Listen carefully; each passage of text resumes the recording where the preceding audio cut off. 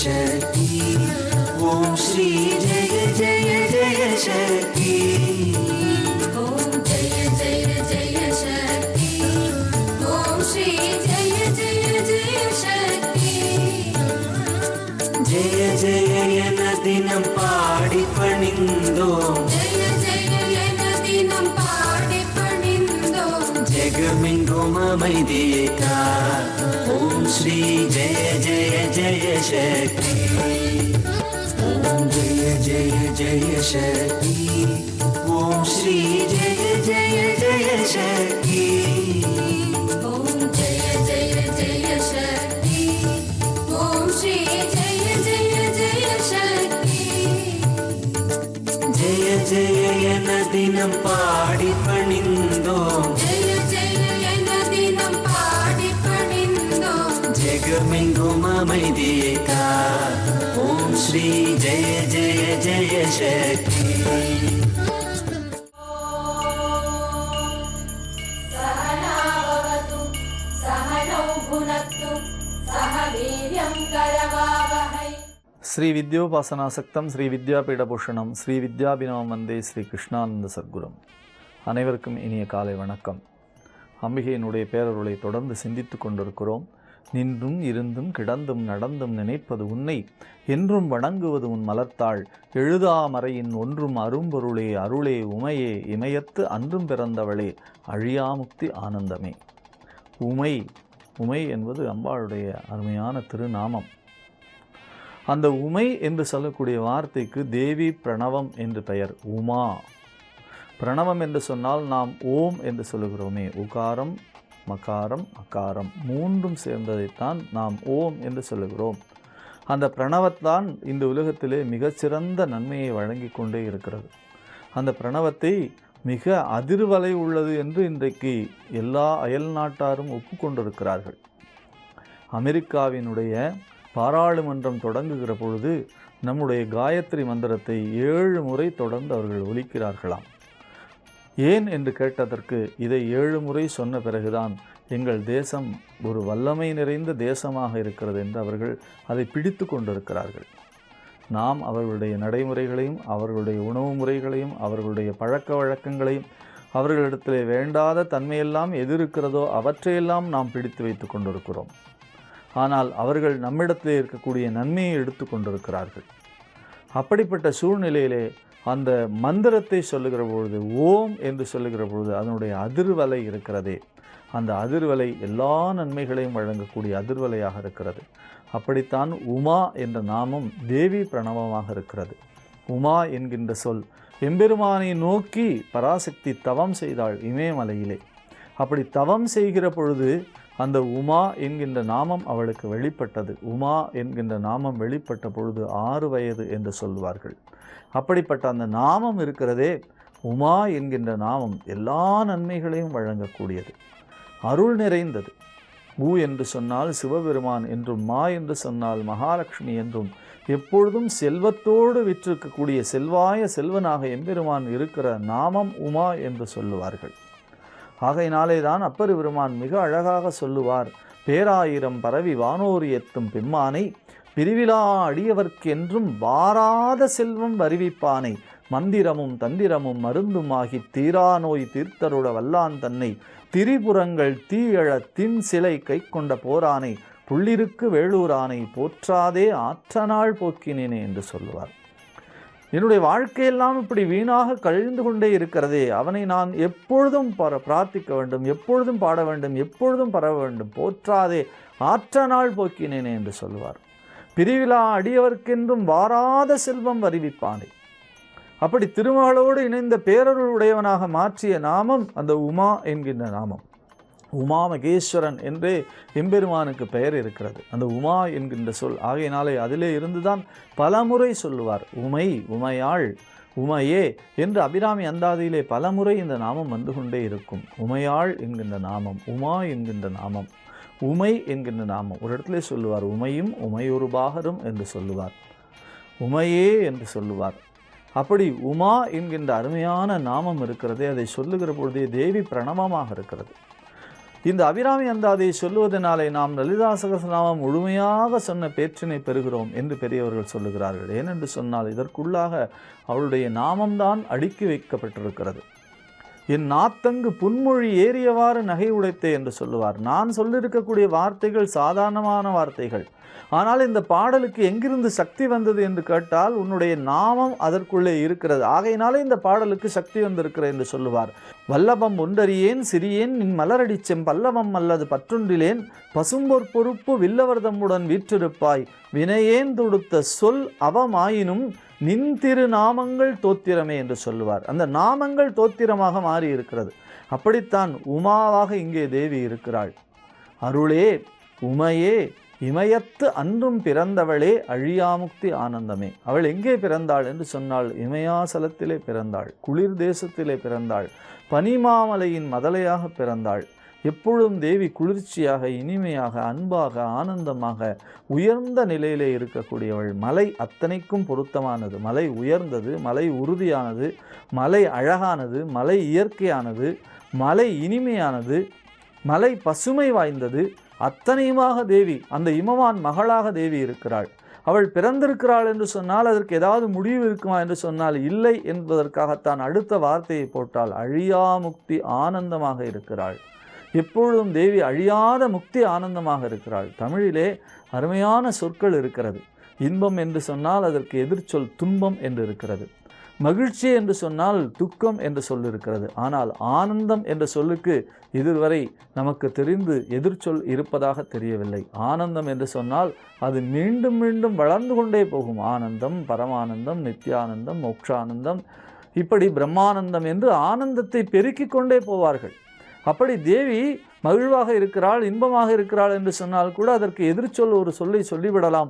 ஆனால் ஆனந்த வடிவாக இருக்கிறாள் என்று சொன்னால் அதற்கு எதிர் என்பதே கிடையாது. அதற்கு வளர்ச்சி மட்டும்தான். அந்த அழியாமுக்தி ஆனந்தம். தேவி எப்படி இருக்கிறாள்? அழியாமுக்தி ஆனந்தமாக இருக்கிறாள். நின்றும் இருந்தும் கிடந்தும் நடந்தும் நினைப்பது உன்னை என்றும் வணங்குவது உன் மலர்த்தாள் எழுதாமறையின் ஒன்றும் அரும்பொருளே அருளே உமையே இமயத்து அன்றும் பிறந்தவளே அழியாமுக்தி ஆனந்தமே. அப்படி அழியாமுக்தி ஆனந்தமாக தேவி இருக்கிறாள். அந்த ஆனந்தம் இருக்கிறதே அதை அனுபவிக்க வேண்டும். நாம் எப்பொழுதும் ஆனந்த வடிவம் உடையவளாக இருக்க வேண்டும். இந்த ஆன்மாவின் இயல்பே ஆனந்தம்தான்.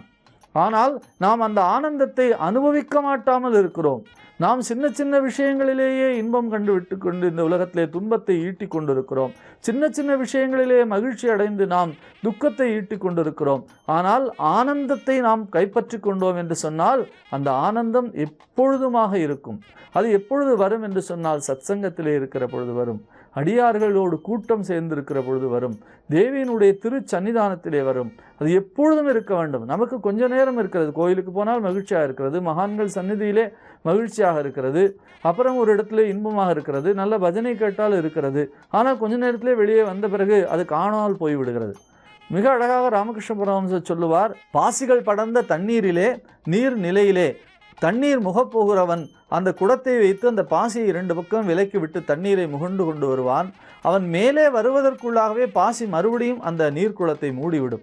அதுபோலே தான் நாம் மகான்களுடைய சன்னிதானத்திலே, கோயில்களிலே, மிக உயர்ந்த இடங்களிலே, சத் சங்கங்களிலே இருக்கிற பொழுது நமக்கு அந்த ஆனந்தம் இருக்கிறது. வெளியே வந்து விட்டால் மீண்டும் துக்கமும் துயரமும் நம்மை சூழ்ந்து கொண்டு விடுகிறது. எப்பொழுதும் இடையராது இருக்கக்கூடிய ஆனந்தம் தேவியானவள். அந்த ஆனந்தத்தை கைப்பற்ற வேண்டும் என்று சொன்னால் அவளுடைய தியானம் நமக்கு அவசியமானது, அவளுடைய நாமம் நமக்கு அவசியமானது. அதை எந்நாளும் தொடர்ச்சியாக செய்வோம். நாமும் ஆனந்த வடிவமாகவே இருப்போம். நன்றி, வணக்கம்.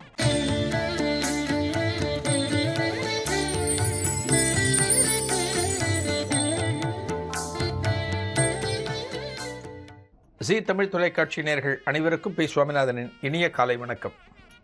நேற்றைய தெய்வத்தின் குரல் நிகழ்ச்சியில் ஒரு தாயார் தன்னோட மகளோட காஞ்சிபுரம் மடத்துக்கு வந்திருக்கான்னு பார்த்தோம். அந்த மகள் ஒரு பித்து பிடித்த நிலையில் இருந்தால், மூத்த மகளுக்கு கல்யாணம் பண்ணி கொடுத்தாச்சு, இந்த மகளுக்கு கல்யாணம் பண்ணணும், படிப்பெல்லாம் முடிச்சுட்டா, இந்த நிலையில் இப்படி பாதிப்புக்கு உள்ளாகி இருக்காளே, இவளை எப்படி கல்யாணம் பண்ணி கொடுக்கறது, இந்த நிலையில் மீண்டு வரணுமேன்னு அந்த தாயார் பலவிதமான பிரயத்தனங்கள் பண்ணினா. எல்லாமே பண்ணி பார்த்தா, வேலூருக்கும் போய் பார்த்தா, அங்கே மருத்துவர்கள் ஒரு அறிக்கையை கொடுத்தா, இந்த பொண்ணுக்கு மூளையில் ஒரு ஆப்ரேஷன் பண்ணணும் அப்படின்னு சொல்லிட்டா. அந்த ரிப்போர்ட்டை வாங்கிட்டு வீட்டுக்கு போயிட்டு மகா சுவாமிகள்கிட்ட பார்க்கலாம். அந்த மகான் ஒரு தீர்ப்பு கொடுப்பார், நமக்கெல்லாம் தெய்வம் அவர் தானே அப்படின்னு. இங்கே காஞ்சிபுரம் மடத்துக்கு வந்திருக்கா. அந்த பொண்ணு எப்படி வீட்டில் அட்டூழியம் பண்ணுவாளோ, எப்படி அழிச்சாட்டியம் பண்ணுவாளோ, அதே போல் வந்த இடத்துலையும் கொஞ்சம் கூக்குரல் போட்டிருக்கா. கொஞ்சம் அமைதிப்படுத்தி அந்த பொண்ணை ஆதரவாக ஒரு இடத்துக்கு கூட்டிகிட்டு போயிட்டு அன்றைய தினம் ராத்திரி அந்த மடத்திலே தங்கியிருக்கான்னா எப்படின்னா, அந்த மகானோட நாமத்தை சொல்லின்னு இருக்கா. ஜெய் ஜெய் சங்கர ஹர ஹர சங்கர அப்படிங்கிற அந்த மகானோட நாமத்தை அந்த ராத்திரி முழுக்க அந்த தாயார் சொல்லிண்டு தன்னோட மகளை ஆதரவாக பக்கத்தில் வச்சுண்டு அந்த நாமத்தை சொல்லிட்டு இருக்கா. உன்னோட திருச்சந்நிதி தேடி வந்திருக்கேன், என்னோட பொண்ணு நல்லபடியாக சரியாகணும், இவளுக்கு எந்த விதமான ஒரு உபத்திரவமும் இருக்கக்கூடாது, இவளுக்கான திருமணம் நல்லபடியாக முடிந்து இவள் நல்லபடியாக கணவன் வீட்டில் செட்டில் ஆகணும் அப்படிங்கிற ஒரு பிரார்த்தனையோட அந்த மடத்தில் உட்கார்ந்துருக்கா. ஒரு நம்பிக்கை, இந்த மகானோட சந்நிதிக்கு வந்துட்டா நமக்கு ஆப்ரேஷன் வேண்டாம், மருத்துவத்தின் பக்கம் போக வேண்டாம், வேற எந்த விதமான சிகிச்சையும் தேவையில்லை. இந்த மகானே ஒரு மாபெரும் மருத்துவர், இவர் நினைச்ச எல்லாத்தையும் சரி பண்ண முடியும் அப்படிங்கிற ஒரு தீர்க்கமான முடிவோட, ஒரு அசைக்க முடியாத ஒரு நம்பிக்கையோட இந்த தாயார் இந்த சந்நிதிக்கு தேடி வந்திருக்கா. மருத்துவர்கள் கொடுத்த அந்த பரிசோதனை முடிவுக்கு கொஞ்ச நாளில் சொல்கிறேன்னு சொல்லிட்டா. மிச்சம் எல்லாம் பண்ணி பார்த்தும் சரியாகலை. இந்த இடத்துல தங்கியிருக்கா. மகான் மேலே பாரத்தை போட்டு அந்த நடமாடும் தெய்வம் தான் இவளை சரியாக்கி நிமிர்த்தி உட்காத்தி வைக்கணும்னு ஒரு நம்பிக்கையோட ராத்திரி தங்கியிருக்கா. அடுத்த நாள் கார்த்தால அந்த தெய்வத்தை தரிசனம் பண்ணுறா. மகளோடு போகிறா, மகா சுவாமிகளை தரிசனம் பண்ணுறா.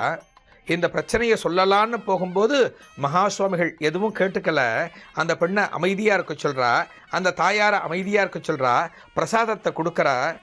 ஒரு 3 நாட்கள் பகல் வேளையில் இங்கே வா, இங்கேயே தங்கு, 3 நாள் இந்த சந்நிதிக்கு வந்துட்டுப்போ, காஞ்சிபுரத்தில் இங்கேயே தங்கு அப்படின்னு அந்த தாயாருக்கு மகா சுவாமிகள் சொல்கிறா.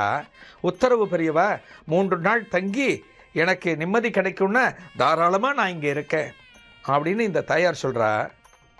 3 நாள் அந்த மகா சுவாமிகளோட தரிசனம்.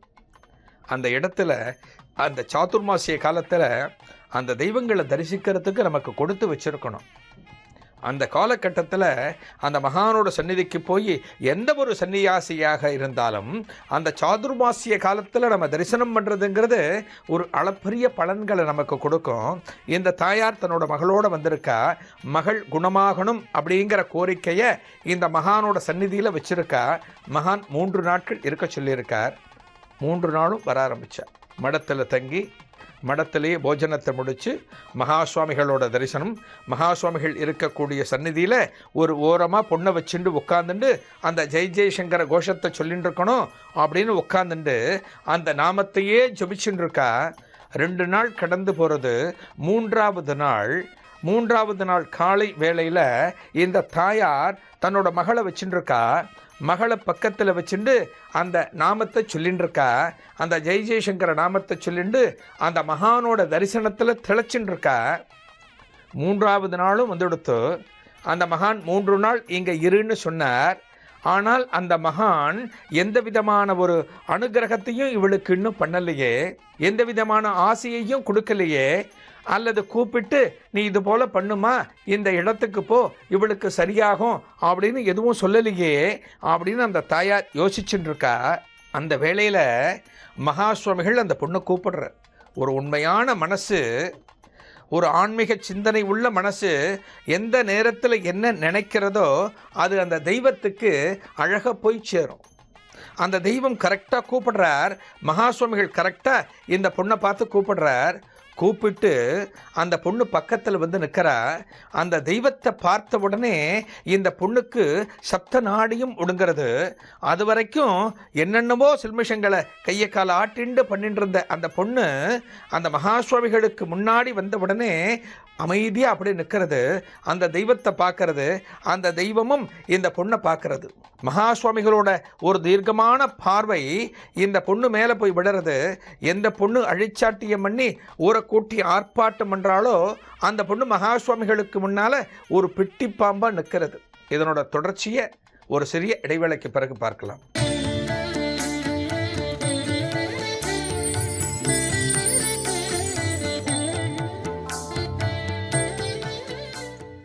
மகா சுவாமிகளோட சந்நிதியில் அந்த தாயாரும் மகளும் இருக்கா.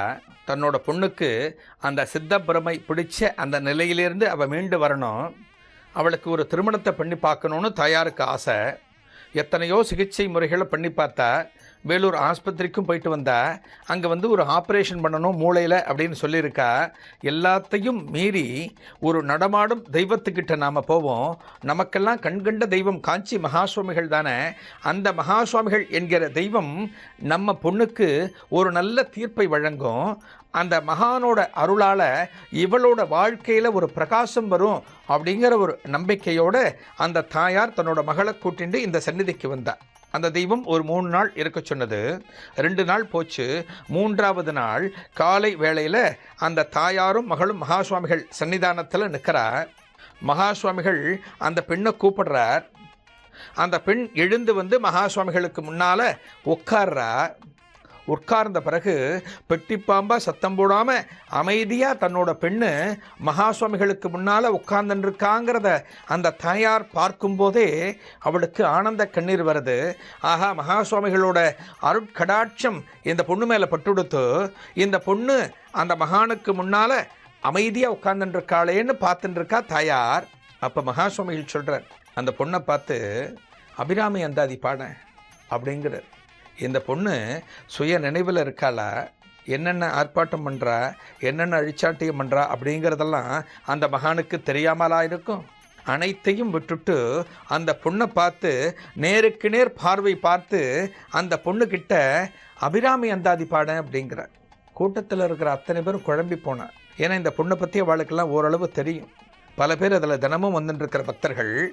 அந்த பக்தர்கள் எப்படி இந்த பொண்ணு அபிராமி அந்தாதி பாடுவா, இவளோ தன்னோட நிலையிலேயே இல்லையே, ஒவ்வொரு நாளும் அழிச்சாட்டியம் பண்ணிட்டு இருக்காளே, எப்படி அபிராமி அந்தாதி பாடுவான்னு எல்லாரும் பார்த்துட்டுருக்கா. அந்த தாயாரும் பார்த்துட்டுருக்கா. அந்த பொண்ணு மகாசுவாமிகளை பார்க்குறா.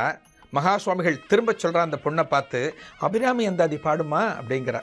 டக்குன்னு அந்த பொண்ணு தாரமர் குன்றையும்னு ஆரம்பித்து அந்த அபிராமி அந்தாதி பாடலை பாட ஆரம்பிக்கிறார். அங்கேருந்து அத்தனை பேரும் என்ன சொல்கிறதுன்னு தெரியல, ஒரு அமைதி ஆயிட்டா. பல பேர் கண்ணில் ஜலம் படுகிறது. இந்த பொண்ணு இவ்வளவு சாதுவாக உட்கார்ந்து அபிராமி அந்தாதியை பாட முடியுமா? தாரமர் குன்றையும் செண்பகமாலையும்னு பாட ஆரம்பிக்கிறதே இந்த பொண்ணு. இந்த பொண்ணால் பாட முடியுமா? இந்த பொண்ணு பாடுறது அப்படின்னா இந்த தெய்வத்தோட அனுகிரகம்தான். இந்த தெய்வத்தோட ஒரு அனுகிரகம் இருக்கிறதுனால தான் இந்த மகானுக்கு முன்னால் ஒரு பெட்டிப்பாம்பாக உட்காந்துட்டு இதை பாட முடியறதுன்னு அத்தனை பக்தர்களும் இந்த தாயார் உட்பட பார்த்துட்டு இருக்கா.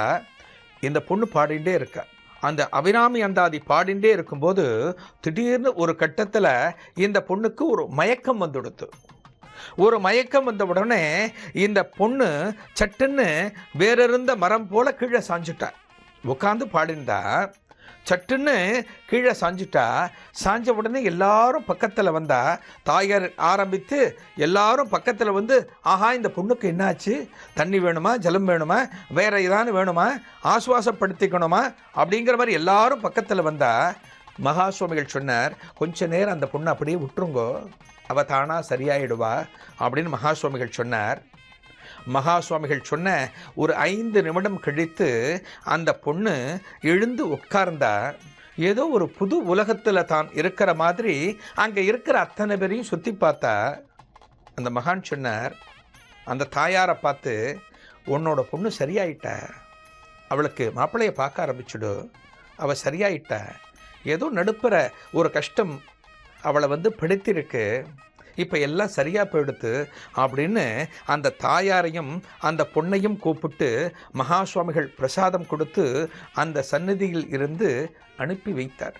எப்படிப்பட்ட ஒரு நம்பிக்கையோட, தீர்க்க முடியாத ஒரு வியாதி, சித்தப்பிரமை பிடித்த நிலை அப்படிங்கிறது, பலவிதமான பரிகாரங்கள் பண்ணியாச்சு, வேலூருக்கு ஆஸ்பத்திரிக்கும் போயிட்டு வந்தாச்சு, பெரிய ஆப்ரேஷன் பண்ணணும், இத்தனை லட்சம் செலவு அப்படின்னு ஒரு ரிப்போர்ட் கொடுத்துட்டா. அனைத்தையும் மீறி ஒரு மகானோட சந்நிதிக்கு போய் அந்த மகானோட சந்நிதியில் 3 நாட்கள் அவரோட பார்வை படும்படியாக அவரது தரிசனம் கிடைக்கும்படியாக ஒரு சூழ்நிலையில் உட்கார்ந்ததன் பலன் அந்த பொண்ணு சரியாயிட்ட. மகான்கள் எல்லாம் பார்க்க போகிறோம் அப்படின்னா ஒரு மகான் நம்ம கூட பேசுவாரா, அந்த மகான் நமக்கு பிரசாதம் கொடுப்பாரா, அதெல்லாம் முக்கியமே கிடையாது. அந்த மகானோட சந்நிதியில் அந்த மகானோட தீட்சண்யமான பார்வை நம்ம மேலே விழறதா, முடிஞ்சு போச்சு. மகா சுவாமிகள் சந்நிதிக்கு வரக்கூடிய பல பக்தர்கள் அந்த காலத்திலையும் சரி இந்த காலத்திலையும் சரி ஒரு தெய்வத்துக்கு முன்னால் போய் நான் நிறைய உருகி பாடுறேனே, நான் மனமுருகி நிறைய ஸ்லோகம் சொல்கிறேனே, அது முக்கியம் கிடையாது. அந்த தெய்வத்தோட சந்நிதியில் ஒரு அமைதியாக ஒரு மூலையில் உட்கார்ந்துட்டு எந்த விதமான சிந்தனையும் இல்லாமல், அதுதான் முக்கியம். நம்ம மனசில் எந்த விதமான சிந்தனையும் கூடாது, எதுவும் இல்லாமல் அந்த மகானை மட்டுமே நம்ம மனசில் வச்சுண்டு நம்ம பிரார்த்தனை பண்ணும்போது எல்லாமே க்ளீன் டிக்கு தான். அப்படித்தான் இந்த தாயார் ஆஸ்பத்திரியை நம்பலை. ஆஸ்பத்திரியில் அந்த ட்ரீட்மெண்ட் சொன்ன பிறகு சரின்னு சொல்லிட்டு வெளியே வந்துட்டு, திக்கற்றவர்களுக்கு தெய்வம் தானே துணை, நமக்கெல்லாம் மகாசுவாமிகள் தானே எல்லாமே, அவரோட சந்நிதிக்கு போவோமே அப்படின்னு எல்லாத்தையும் உதறி தள்ளிட்டு தன்னோட பொண்ணோட இந்த சந்நிதிக்கு வந்தால் 3ஆவது நாள் மகளை கூட்டி கொண்டு போகும்போது ஒரு அன்றலர்ந்த மலர் மாதிரி மகளை புதுசாக அழகாக கூட்டிகிட்டு போனான். இதுதான் மகாசுவாமிகள் மகிமை. மகாசுவாமிகள் தொடர்பான ஒரு புதிய நிகழ்வோடு நாளைய தினம் சந்திக்கலாம். நன்றி, வணக்கம்.